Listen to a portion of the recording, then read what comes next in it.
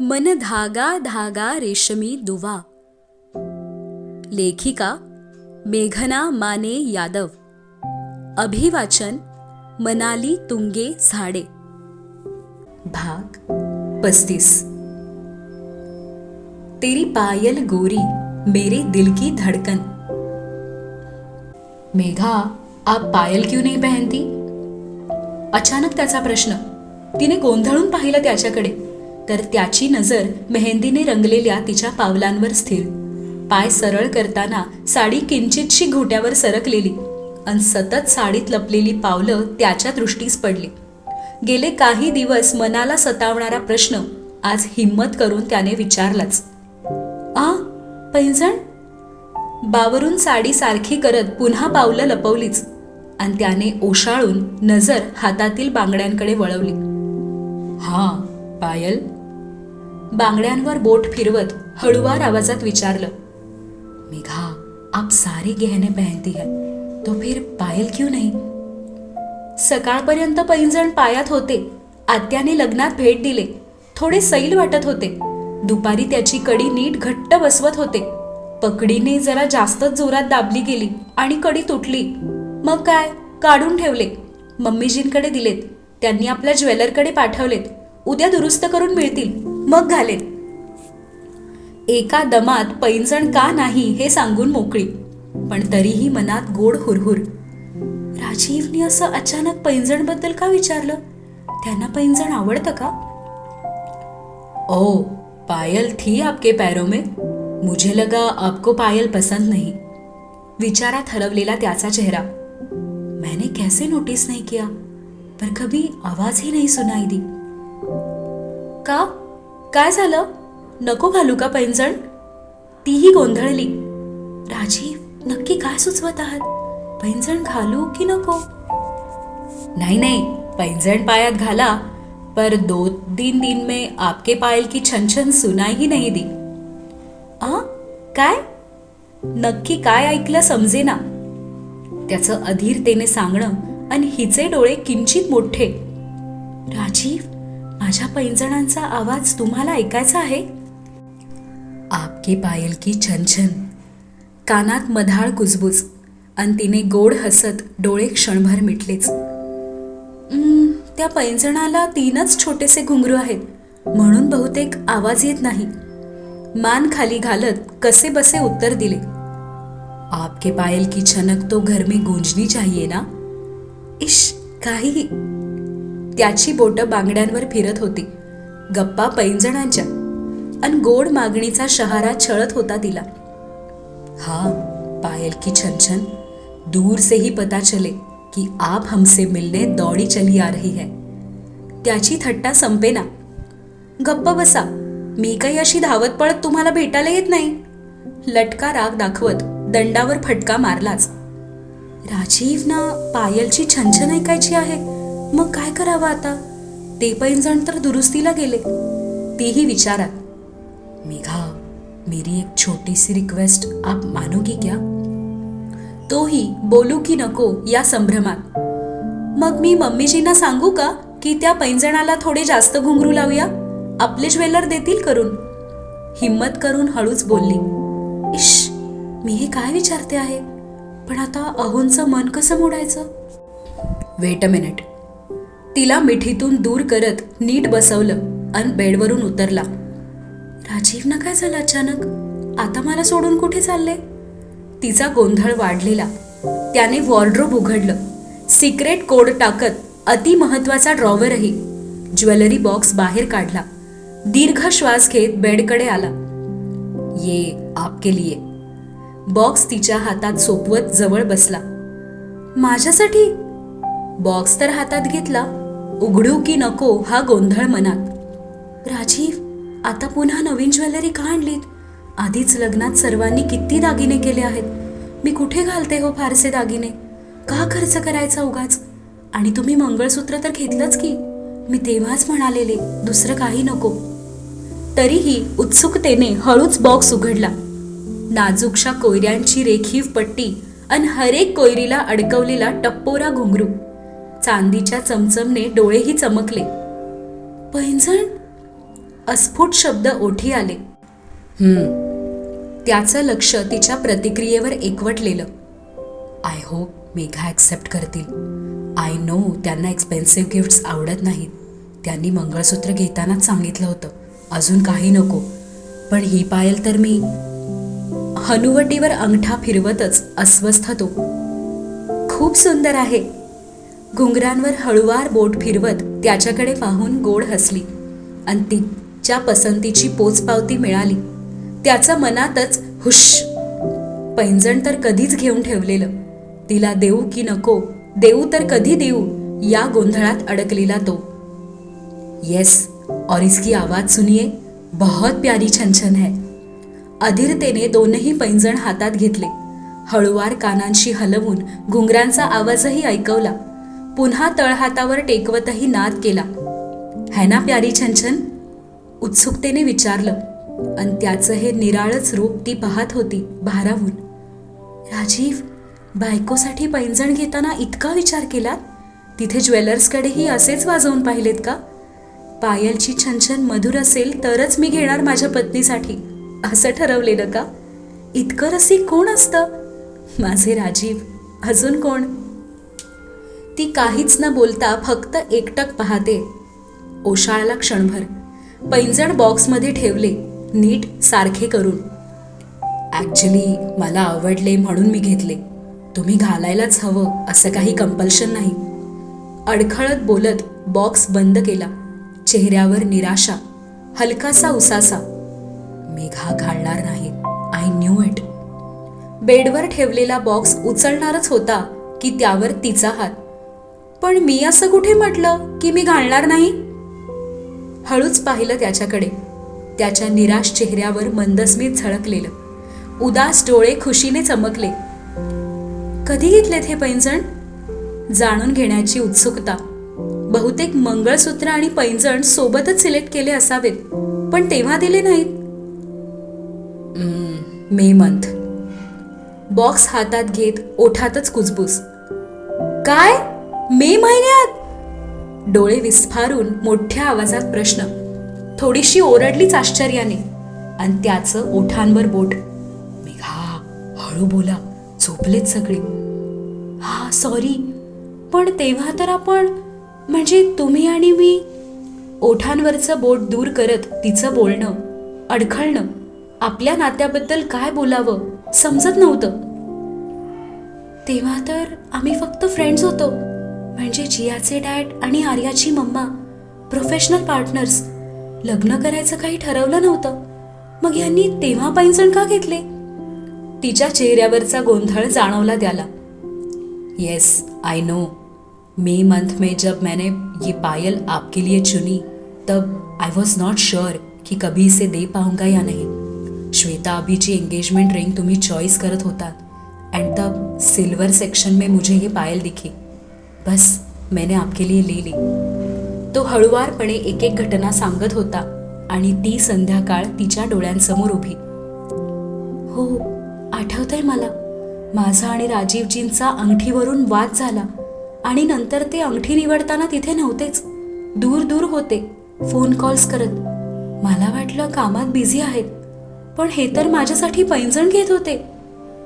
But तेव्हा मला हक्क नव्हता. आय मीन, आपण फक्त कलिग्स होतो. आपकी नजरों में तो जस्ट फ्रेंड्स.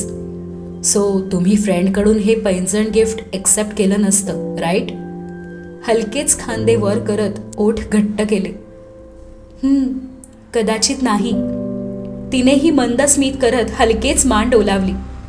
राजीव, तुम्ही अचूकपणे ओळखता माझा स्वभाव. हो, हे पैंजण मी तेव्हा नक्कीच एक्सेप्ट केले नसते. फक्त मैत्रीत सर होती तेव्हा. आणि मैत्रीत पैंजण जरासं पर्सनल गिफ्ट आहे. त्यातून आपलं प्रोफेशनल रिलेशन. तुम्ही हे गिफ्ट दिलं जरी असतं तरी मी साभार परत केलं असतं. पायात सजवणं तर कठीणच होतं. बरं झालं तेव्हा नाही दिलत, पण आवडीने घेऊन जपून ठेवलं. हे खूपच गोड आहे. ती बॉक्स हातात घेऊन न्याहाळत होती त्या पैंजणांना. आता घालणार? त्याचा उतावीळ प्रश्न. आता? रात्री? डोळे विस्फारलेच. हां, अधीर स्वर. नको, उद्या सकाळी घालेन. तिची टाळाटाळ. राजीव, आता तुमच्यासमोर कसे घालू?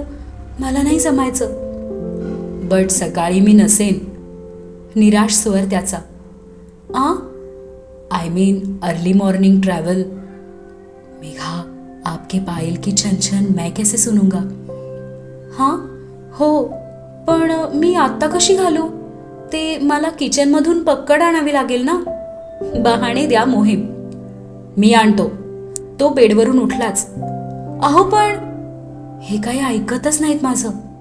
ॲक्च्युली यू डोंट नीड पक्कड. बेडवर बसत त्याने बोटानेच कडीचे टोक वळवून मोठे करून दिले. बाहुबली की जय. मी आय. पैंजण त्याच्या पायात घालून देण्याची मागत होता परवानगी. पैंजणांकडे बघत तिच्या मनात चलबिचल. राजीव, तुम्ही ऐकणार नाहीच ना? माझ्या हरेक बहाण्यावर उत्तर हजर. मेघा प्लीज, मी घालून देतो. माझी विश आहे. एक चान्स. नजरेतलं आर्जव, तरीही मनात इवलीशी भीती. मेघा नाही म्हणू शकतात. चालेल. कुजबुजतच होकार आणि त्याच्या चेहऱ्यावर लक्ष दिवे उजळावे तसा आनंद. पैंजण ठेवत बेडवरून घाईत उतरलाच. मेघा, तुम्ही बेडच्या साईडला बसा, मी खाली बसतो. ऑर एल्स तुम्ही सोफ्यावर बसा. I think that's more comfortable. मी बाल्कनीतून स्मॉल स्टूल आणू का? ऑर एल्स बाहेरची बैठक, तिची हाईट छोटी आहे, तिथे बसूया का? त्याची अतिउत्साही घाई गडबड. देवा, पत्नीला पैंजण घालून देणे हा सोहळा आहे का? राजीव सुयोग्य जागा शोधत आहेत. आता मुहूर्त पण काढूया का? पैंजण घालण्याचा शुभ मुहूर्त. ती काहीच न बोलता गालातच हसत पाहत होती त्याला. आणि ती काहीच सांगत नाही हे पाहून बाल्कनीकडे जाता जाता तो थबकला. तिच्याकडे पाहत ओशाळून केसातून हातही फिरवला. Rajeev, don't behave stupidly. So much desperation. Megha काय विचार करतील? अहो, इथेच ठीक आहे. पैंजणांकडे पाहतच जवळ बोलावले त्याला आणि तोही घाईतच समोर येऊन बसला. पाय गुडघ्यात दुमडत पोटाशी घेत हळूच समोर आलं. इतका वेळ घडीत बांधून ठेवलेलं, साडीच्या निऱ्यात लपवलेलं ते नाजूक गोरं इवलसं पाऊल, मेहंदीच्या रेखीव नक्षीने सजलेलं, बोटात शोभणारी जोडवी आणि नेलपेंटने रंगलेली लाल चुटूक नखं. आज पहिल्यांदाच पावलांचं जवळून दर्शन त्याला. तिच्याकडे एकटक पाहतच बॉक्समधील पैंजण उचलून हातात घेतले आणि ती एकाग्र नजर तिच्या हृदयाची धडधड वाढवून गेलीच. राजीव, फक्त पैंजण घालायचे आहेत, काहीही बदमाशी करायची नाही. हा ब्युटिफुल मेहंदी. पावलांवर खिळलेली त्याची नजर. राजीव, पूर्ण मेहंदी मी दाखवणार नाही. एकतर त्या आर्टिस्ट दीदीने गुडघ्यापर्यंत मेहंदी काढायची काहीही आवश्यकता नव्हती. पैंजण घालण्यापुरते फक्त पाऊल दिसावे अशी साडी पायाशी घट्ट करून ठेवलेली. मेघा, डोंट वरी, आज कोई शरारत नहीं. ये पायल पहनाने का मौका मिला है, वही मेरे लिए काफी है. मान पावलाजवळ झुकवत पैंजण घोट्याभोवती गोलाकार फिरवून शांतपणे कडी बसवण्याचे काम. हाताचे ओझरते स्पर्श, हलकेसे शहारे. पैंजण घालून होताच कौतुकाने त्याने घुंगरांवर फिरवलेली तर्जनी, नाद ऐकण्याची इच्छा. राजीव, तिने गच्च डोळे मिटत पायाची बोटही आकसली. मेरी शर्मिली तिथली. तिच्याकडे पाहून मिश्किल हसत हात मागे घेतला. छन छन तो सुनाइये. गोड हसत, गोड मागणी. ऐकला की आवाज? अजून काय? तिने पावलं साडीत लपवून घेतली. ओहो, आप समझते नहीं हो. जैसे आपके हसीन पैरों को छूकर पायल की खूबसूरती बढ़ गई, वैसे शायद आपकी चाल की नजाकत से पायल की छनक की मिठास भी बढ़ जाए. त्याचं मनापासून बोलणं आणि ती थक्क. अहो, तुम्ही हे असं काव्यमय, म्हणजे असं शायरीच्या अंदाजमध्ये कसं काय बोलता? इतके दिवस छळणारा प्रश्न आज विचारलाच आणि तो गडगडाटी हसला. बताऊंगा फिर कभी. आधी पैंजणची छुनछुन ऐकायची आहे. पावलांकडे इशारा. हट्टी राजीव, ऐकणार नाहीच ना? ओठ मुडपत ती हळूच बेडवरून खाली उतरली. राजीव, ही काय विचित्र मागणी आहे. हळुवार पावलं टाकत चालत होती. मध्येच वळून त्याच्याकडे पाहणं, निर्या हातात धरत त्याला पैंजणांनी सजलेल्या पावलांचं दर्शनही दिलं. देखा, मैंने कहा था ना, छनक की मिठास बढ़ गई. तोही बेडवरून खाली उतरला. काहीही तुमचं, मला तर काही फरक जाणवत नाही. चालत सोफ्याजवळ जाऊन थांबलीच. पाऊल जमिनीवर दोनदा उचलून टेकवले. लक्षपूर्वक नाद ऐकला. दुरूनच तिला न्याहाळणारा तो मात्र खुश. मेघा, आप बहुत ज्यादा क्यूट हो. मैंने तो ऐसे ही कहा था कि चल के दिखाइए. आपने झट से मान लिया. इतनी म्यूठी क्यों हो आप. बघा, काहीच फरक नाही.